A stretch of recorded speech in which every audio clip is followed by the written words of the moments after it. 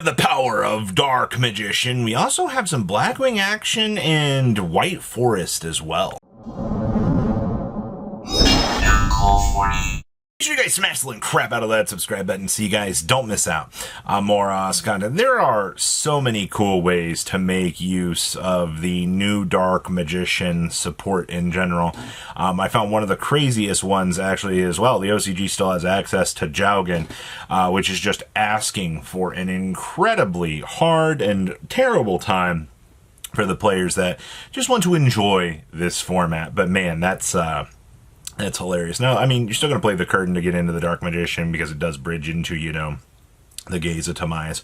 This deck, I'm not going to say it's lost a lot of its identity, but man, it certainly has gone crazy. But the crazy part here is they have access to Tomahawk.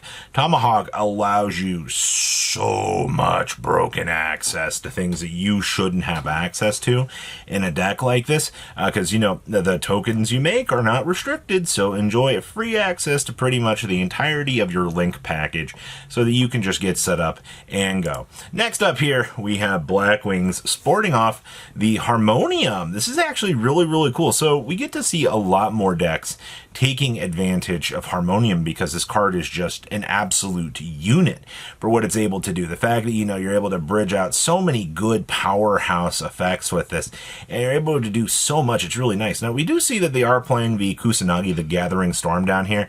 This ends up being one of the greater support cards you could actually have gotten, and honestly, I'm surprised they gave Blackwing another support card, but this card actually helps out a lot. I do see that we're also playing Triple the Dominus Spark in here as well. Spark being such a strong card is crazy, but this is also really cool.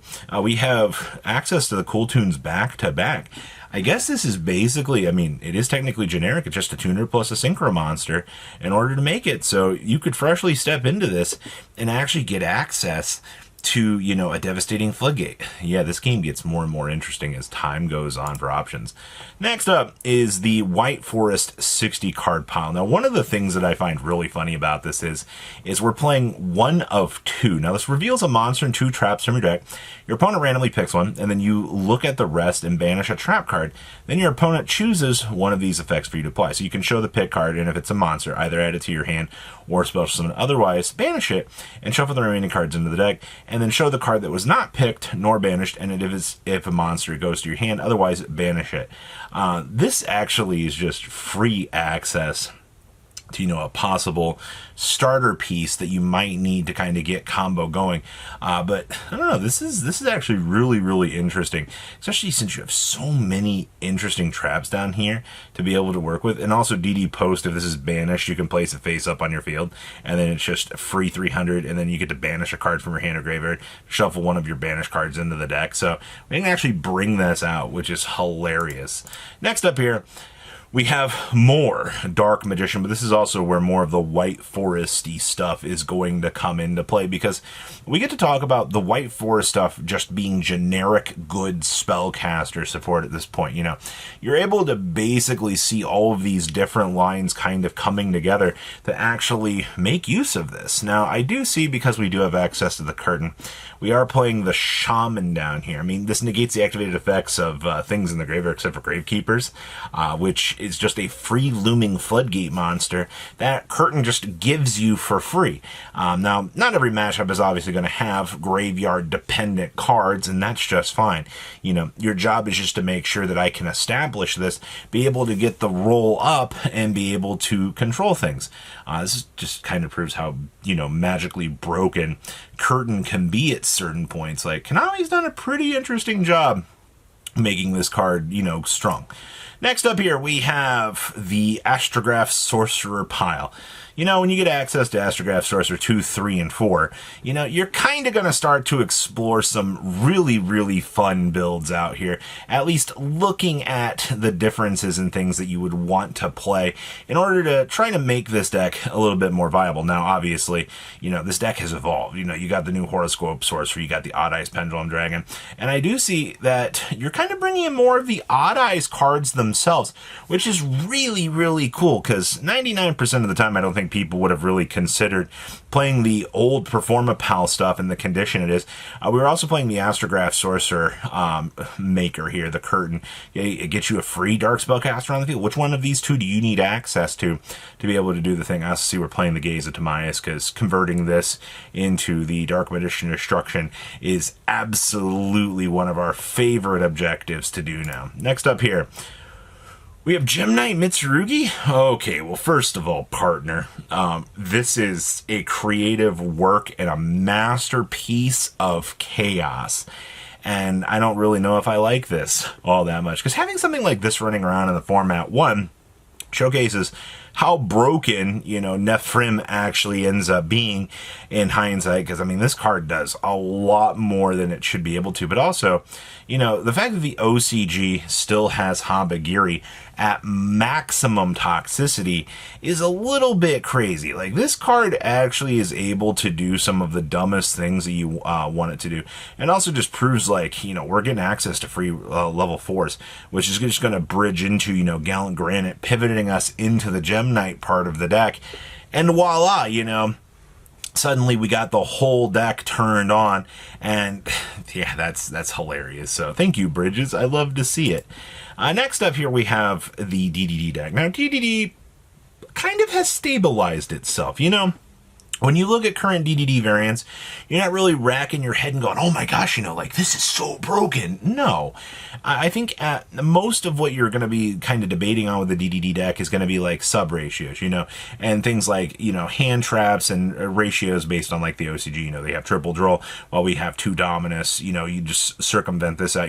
How many Dominus Sparks do I want to play? Is Imperm a card that I need to actually have in the deck to be able to... It's just going to depend on what you think are going to be optimized hand trap ratios to work with.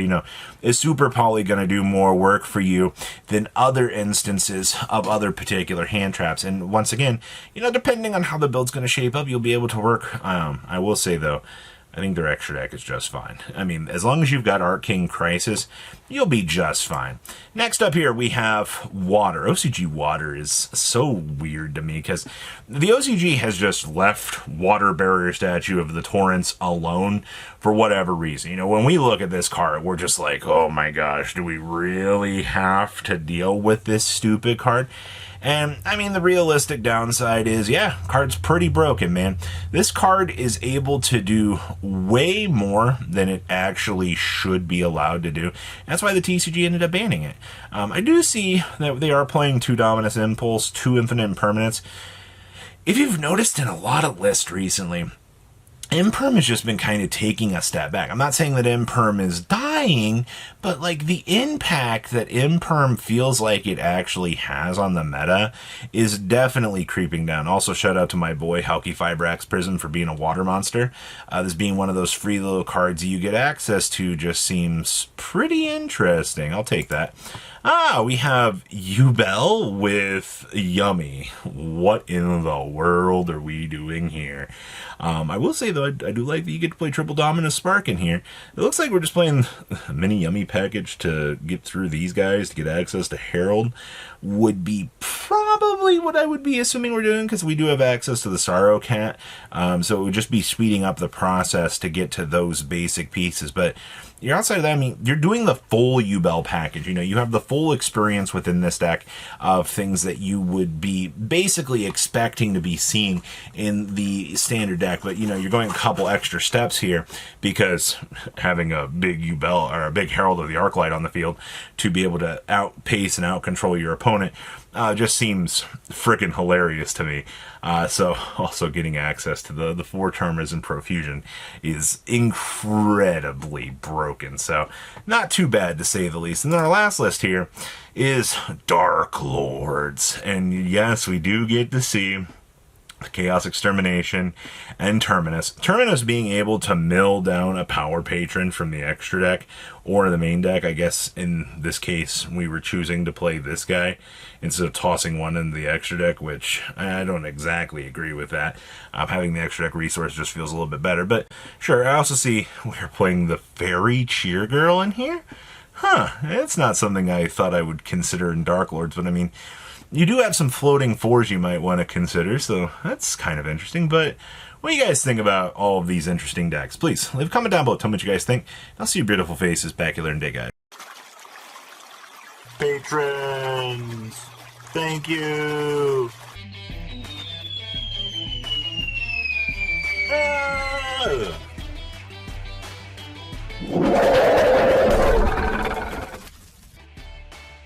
Thank you so much for watching. Check out these other videos.